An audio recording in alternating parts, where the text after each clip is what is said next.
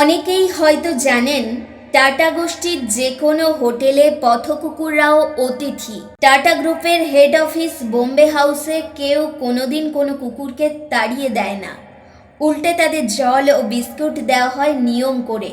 এটা রতন টাটা চালু করে গেছেন। রতন টাটার উইলে কিন্তু কুকুরের জন্যেও সম্পত্তির একটা ভাগ রয়েছে।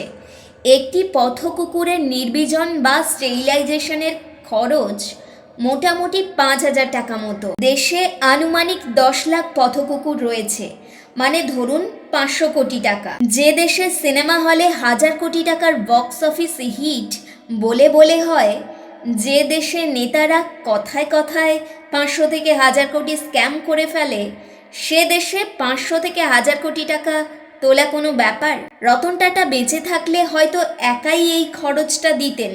পথকুকুরদের মাস ভ্যাকসিনেশন ও মাস স্টেরিলাইজেশন করানো ভারতের মতো দেশে কোনো রকেট সায়েন্স নয়।